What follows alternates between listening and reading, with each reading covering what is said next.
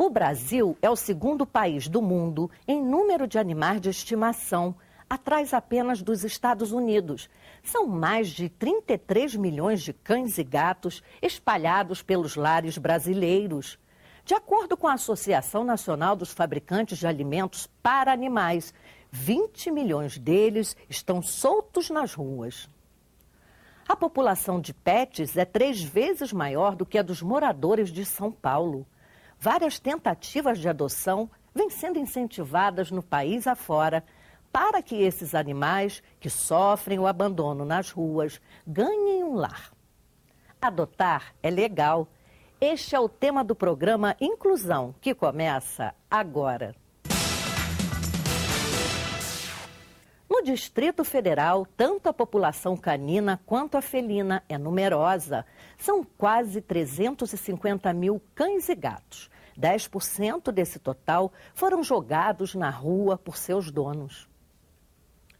A Lei de Crimes Ambientais diz que matar, maltratar, mutilar, ferir ou abandonar um animal é crime. A pena pode chegar a 1 ano de prisão. Para denunciar maus tratos aos animais é bem simples. Basta ligar para 180 ou 190. A pessoa não precisa se identificar.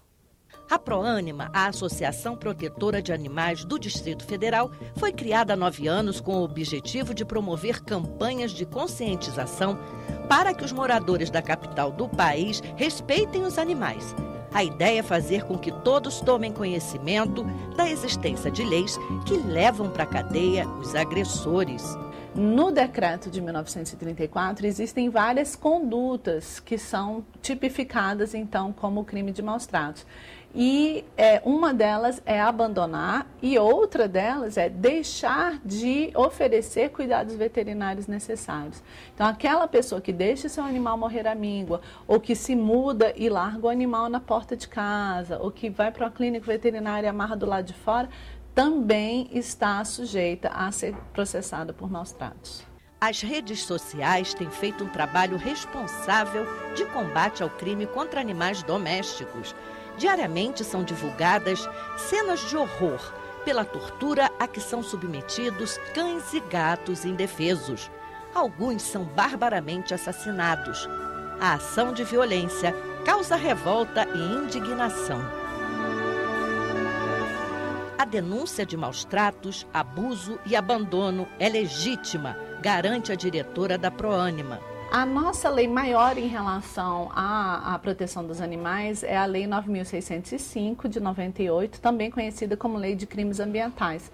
Em seu artigo 32, ela prevê que matar, maltratar, mutilar, ferir um animal é crime, né, com pena de 3 meses a 1 ano. Você já constatou, já teve notícia de alguém que foi processado e, enfim, julgado e processado por ter cometido um crime contra um animalzinho dele? Sim, em vários casos já no Distrito Federal, de processos que estão correndo, né? Alguns casos em que já houve a pena e eu diria que do ano passado para cá tem aumentado essa questão do número de casos que realmente foram levados a termo. A gente viu, o Brasil inteiro ficou chocado com aquela mãe matando um cachorrinho na frente até da própria filha. Uhum. Então, esse tipo de denúncia de um vizinho tá maltratando também se insere nesse mesmo sistema. Exatamente. Quem souber de maus tratos na vizinhança, né, é só ligar ou procurar a polícia. Como eu coloquei, ainda existem alguns delegados e alguns membros da polícia que resistem a apurar casos de maus tratos contra animais. É nesse sentido que é importante que a pessoa tenha a legislação em mãos. Em nosso site, www.proanima.org.br, existe uma seção sobre maus tratos a animais e lá você pode baixar a nossa cartilha, que tem toda a legislação. Simone acredita que o problema de superpopulação de cães e gatos só será resolvido com a criação de um plano nacional de esterilização. No tocante à esterilização, ao controle populacional de cães e gatos, alguns estados já deram vários passos. Infelizmente, aqui no DF, o estado não faz absolutamente nada com relação a isso. Mas em vários estados já existe esse exemplo de que é possível, sim, começar a controlar a população de cães e gatos. A equipe do ProAnima é também contra a morte desses animais pelas zoonoses. O que ocorre hoje, que muitos CCZs pelo Brasil afora recebem animais que são não quistos pela população. Veja, se abandonar animal é crime, é o Estado que está recepcionando um crime. Isso é um absurdo. No Distrito Federal, a maioria dos animais capturados nas ruas e os que são levados pelo próprio dono para a zoonose são sacrificados. Eu acho que isso é um caso de polícia, é um crime.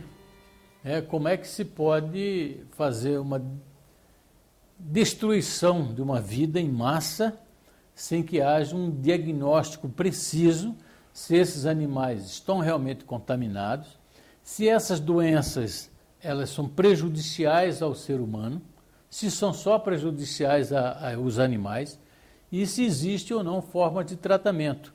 Então, antes que isso possa ocorrer, é necessário observar todas essas circunstâncias. Se há condição de fazer tratamento, que se deva fazer o tratamento. Se o poder público aí está, ele tem que reservar recurso financeiro e recurso humano para dar uma tratativa diferenciada para esses animais. E esses animais, via de regra, não têm doenças realmente infecto-contagiosas e intratáveis, né? Você vê gatos, por exemplo, que são abandonados lá com simples problemas respiratórios ou até que adquirem um problema respiratório lá nesses locais, né?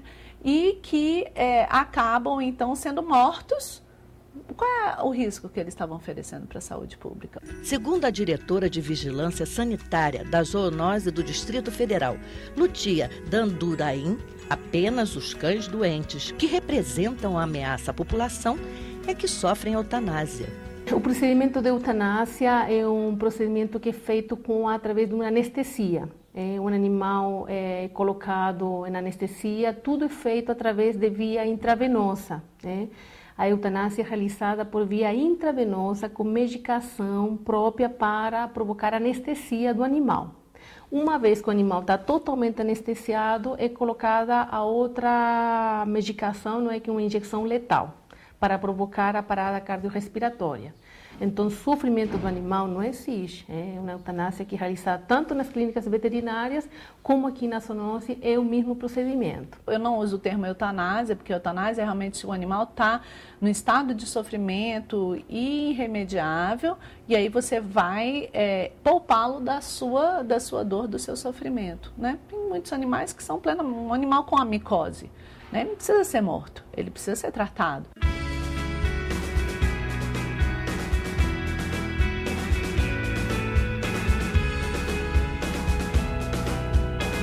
O chefe da Delegacia do Meio Ambiente da Polícia Civil do Distrito Federal explica como podem ser feitas as denúncias de maus-tratos aos animais. A Polícia Civil, por meio da DEMA, ela trabalha nesse combate do crime de maus-tratos, principalmente através de denúncias anônimas que são encaminhadas, são feitas por meio do telefone 197 da Polícia Civil. A partir daí é desencadeada uma operação. Os policiais são escalados, né, para comparecer àquele local e verificar se realmente o animal está em situação de maus-tratos. A partir daí, constatando, o cidadão ele é conduzido à delegacia e aqui adotadas as providências conforme prevê a Lei dos Crimes Ambientais. Vocês chegam ao local, constatam esse maus-tratos. O que acontece então com o cidadão? Ele é conduzido à Delegacia do Meio Ambiente. Aqui é lavrado um termo circunstanciado, ele apura o crime ambiental previsto no artigo 32 da Lei 9.605/98 e ele responde a esse processo que prevê uma pena de detenção de 3 meses a 1 ano e multa. Surras, pauladas, atropelamentos e tiros. A crueldade humana não tem limite. Felizmente, também não existem limites para os que pregam a bondade, a compaixão e a solidariedade humana em defesa dos animais. Gente, mas ele tá hora chorando. Ferrugem ficou paraplégico. Ele foi alvo da crueldade humana. O cão levou um tiro de chumbinho bem na medula e perdeu todos os movimentos. Sem conseguir se mexer, Ferrugem foi socorrido por esta protetora de animais, que o levou para uma clínica veterinária. Eu me emociono, para mim é como se fosse... Eu acho que não existe diferença nas vítimas de violência, quanto um animal ou uma pessoa. A única diferença é a vítima. A violência é a mesma. E eles não têm voz para falar por eles. Infelizmente foi uma lesão na torácica 10, então assim, uma lesão em medula, e a bala está alojada lá, só que isso infelizmente já chegou para a gente com uns 3 dias e já levou uma lesão maior, ele não tem reflexo nenhum nos membros, então foi avaliado por um ortopedista e infelizmente não vai ser possível fazer a cirurgia para ele voltar aos movimentos. Por que tamanha violência com um animal que não sabe nem se defender, não sabe nem gritar, não tem a quem pedir socorro? Eu não sei, eu não consigo dizer isso. O que me acalenta, eu digo sempre, é que a mesma mão que maltrata é a mão que salva. Também é uma que salva. Então, eu não sei dizer. Eu não sei dizer se é uma insatisfação, mas eu vejo que vem uma nova geração aí, muito mais humanizada, muito mais carinhosa, que talvez faça com que isso termine. Infelizmente, Ferrugem não é o único cão vítima de violência que está internado se recuperando neste hospital. Nós temos o Coragem, que é um cão que foi atropelado na sexta-feira, nessa semana, no Eixão Norte. E a própria PM ligou para o Abrigo Augusto solicitando o resgate desse animal, o que para a gente é uma vitória.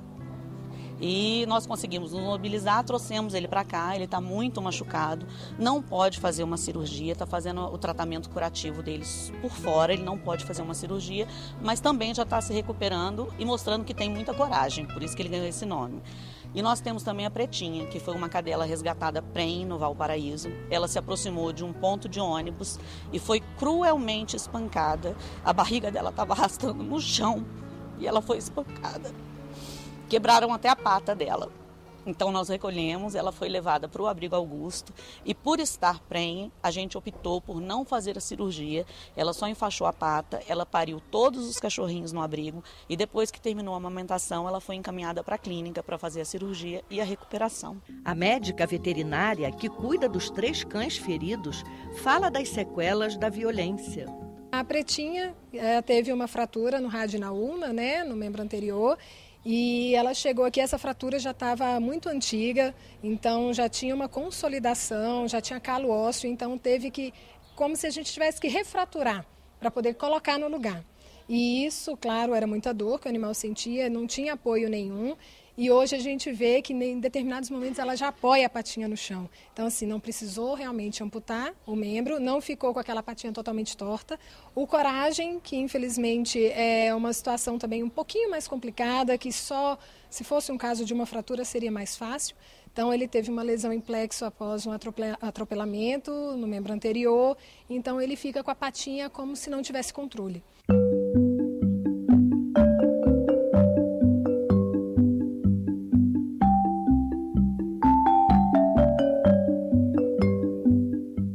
Todos esses cães são chamados de especiais.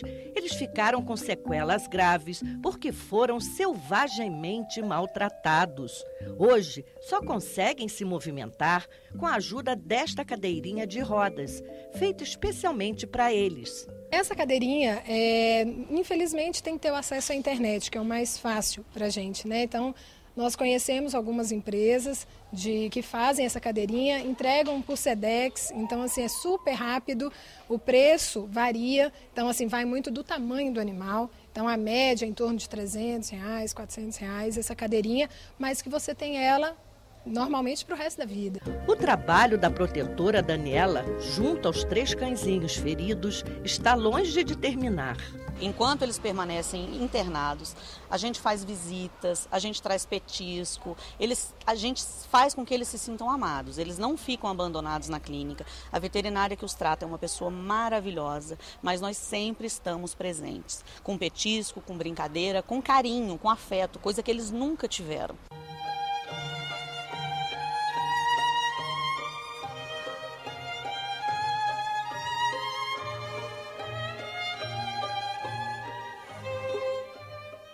O comportamento de quem maltrata animal doméstico pode ser explicado pela psiquiatria. Defender e tratar com respeito um bichinho indefeso e dependente é uma questão de princípio. Felizmente, a maioria da população quer bem aos animais. Alguns são tão apaixonados por seus pets que chegam a cometer exageros. A médica psiquiatra Anísia da Silveira revolucionou o tratamento de pacientes esquizofrênicos no país ao ser pioneira na pesquisa das relações emocionais entre pacientes com transtorno mental e animais domésticos. Para estimular a manifestação de afeto em seus pacientes, a doutora Anísia levou cães e gatos para dentro dos hospitais psiquiátricos. A psiquiatra Anísia da Silveira introduziu no país o tratamento humanitário nos hospitais psiquiátricos. A médica enxergava a doença mental com um olhar diferente. Foi ela quem criou as sessões de terapia ocupacional para reabilitar pacientes esquizofrênicos. Ela tornou a oficina uma coisa livre e começou a dar tinta, papel, lápis e etc. E os pacientes, ela começou a perceber que aparecia muita coisa relativa aos animais. A doutora Anísia passou a estimular o contato dos loucos com cães e gatos. Para ela, os animais eram uma espécie de coterapeutas. Ela sempre indicou, para aliviar os sintomas, a presença de animais. E ela dizia o seguinte, que a maioria dos sintomas psíquicos vem de problemas sentimentais mal resolvidos. E as pessoas racionalizam muito isso, racionalizam os seus sentimentos, inclusive. E no contato com o animal é mais emoção que razão. E então o animal favorece o afloramento da parte emocional. E é isso que faz um bem enorme. A psicóloga e psiquiatra carioca Isabel Maria Vieira conheceu a doutora Anísia da Silveira em 1962 na Escolinha de Artes do Brasil. No final desse encontro, Isabel Maria foi convidada por Anísia a fazer parte do grupo de estudos em seu apartamento em Botafogo. O local era repleto de gatos. No apartamento dela, onde a gente estudava, às quartas-feiras, circulavam 23 gatos, era uma loucura. E quando o gato deitava no nosso colo e dormia, ela não deixava a gente se levantar quando acabava o estudo. Não podia mexer com o gato. Porque todos os gatos, ela dizia, quando chegam aqui, recebem nome e sobrenome. E o sobrenome é Silveira. Em 1998, a doutora Anísia da Silveira lança o livro Gatos, a emoção de lidar. Nas primeiras páginas, uma homenagem aos companheiros de vida, os gatos, e dedica o livro a Lia Cavalcante, a quem chamou de a mais dedicada e corajosa defensora de animais em todos os tempos no Brasil.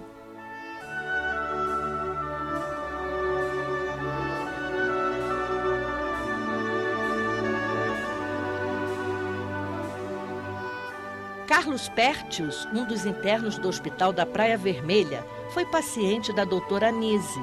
Ele participava das sessões de terapia ocupacional, onde desenhou e pintou milhares de quadros. Toda a sua produção artística está conservada no Museu de Imagem do Inconsciente, no Rio de Janeiro. Carlos tinha um cachorro, o Sertanejo. Eu me lembro que a doutora Anísia contou assim, com lágrimas nos olhos, que ela viu uma batida na porta, onde ela trabalhava. Ela foi abrir, era o Carlos com o Sertanejo no colo, machucado. Fazendo sinal, ele não falava. Ele era fazendo sinal de dinheiro. Ela deu um dinheiro a ele, ele atravessou, foi à farmácia e pediu remédio, conseguiu o remédio, porque ele não falava. Mostrou o cachorro e o farmacêutico deu alguma coisa para aliviar o sofrimento do cachorro. E daquele dia em diante, nunca mais o cachorro abandonou o Carlos, nem o Carlos abandonou o cachorro. A doutora Isabel concorda que a companhia de um animal doméstico pode fazer bem para muita gente. A fidelidade do cão é uma coisa impressionante. O gato não é tão fiel, né? O gato educa porque impõe a sua própria vontade. Então, ele é muito importante para crianças muito autoritárias. Qual é a fronteira que separa uma relação saudável de uma doentia com os animais? Olha, a fronteira entre saudável e não saudável é uma coisa muito difícil, né? Em todos os níveis. Até que ponto uma pessoa está saudável, até que ponto já está doente. Mas eu acho que, e cada caso seria um caso, mas a gente pode ter como referência se a pessoa está mais feliz, mais livre, mais tranquila com os cachorros ou os gatos que tem, ou se as pessoas ficam mais aflitas, mais temerosas com os seus animais, é sinal que as coisas não estão bem. Há pessoas que sentem tanta compaixão pelos animais abandonados e doentes que acabam dividindo o espaço da casa com eles. Foi o que fez Dona Diná, uma senhora de 87 anos. Atualmente ela mora com 23 cachorros. A maioria deles já está em idade avançada. Alguns são deficientes. Para ela não há diferença. Todos são amados e tratados com o mesmo carinho e dedicação.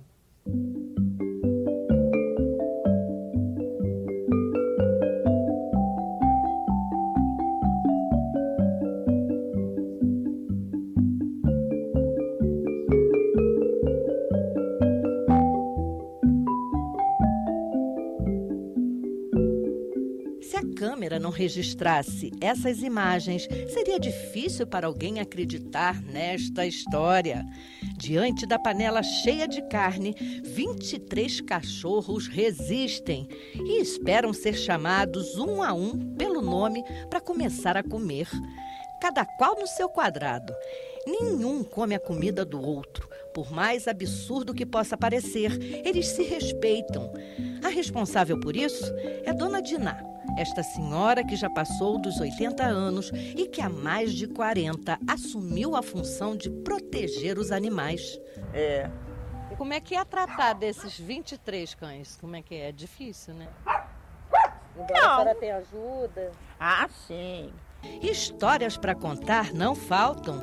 Dona Diná lembra o dia em que cada cãozinho chegou. Para ela, é uma bênção ter a casa repleta deles. Eu acho bom que é uma troca, né? É uma troca, o animal também se apega. E a criança se apega muito mais ainda, eu acho. Eu acho que todos os dois se apegam. E para o velho também a mesma coisa. Quando o velho já não tem mais esperança de muita coisa, pela idade, pela solidão, um cachorro faz muita companhia. A senhora hoje saberia viver sem os seus cães? Já pensei muito nisso. Porque realmente eles impedem. A minha solidão poderia melhorar se eu fosse viver num ambiente com outros, num hotel de idosos, não é? Mas aí eu penso, e aí? Será que isso tudo, isso me preencheria o vazio? Sem filhos, Dona Diná mora sozinha em uma casa ampla no Lago Sul, região nobre de Brasília. A família mora em São Paulo. Hoje, ela conta com a ajuda de 3 fiéis funcionários para garantir total mordomia aos 23 amiguinhos. Mas já foram muito mais que isso.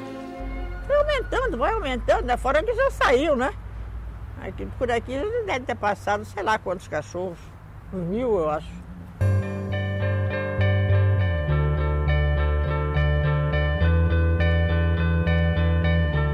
Há 9 anos, junto com algumas amigas, ela criou a SHB, Sociedade Humanitária Brasileira, que promove a defesa e a proteção de animais domésticos. Eu ficava com mais cachorro do que elas. Entendi. E tratava mais do que elas também. Por causa do espaço, por causa de várias coisas, né? E assim foi aumentando, sempre aparecia mais um, até hoje aparece. Com saudades da família, Dona Diná foi morar em São Paulo com toda a cachorrada. Passou 4 anos lá, mas resolveu voltar para Brasília. Eu estava sozinha, né? Então eu fui buscando companhia, fui buscando a família. E como eu não tenho filhos, e fui filha única também, então o negócio já está econômico. E eu fui buscando outros parentes, tinha tios ainda vivos, tinha primos, e fui buscando, mas cada um está muito ocupado com a sua própria família, né? Então eu vi que não tinha assim aquilo que eu sonhava em encontrar. Cada um tinha que tratar da sua vida, não dá tempo também. A senhora não tem família aqui, a senhora se sente sozinha? Muito. Muito, muito, muito. Os cães preenchem uma parte. Preenche a parte, vamos dizer, amorosa. Eles me dão muito carinho. Eu também tenho, porque eu sinto falta também de dar carinho. Não é só receber. Então eu sinto falta, mas eu dou carinho a eles, então nessa parte, menos sozinha. Mas é difícil se viver sozinha, depois de velha principalmente, né? O Inclusão volta já.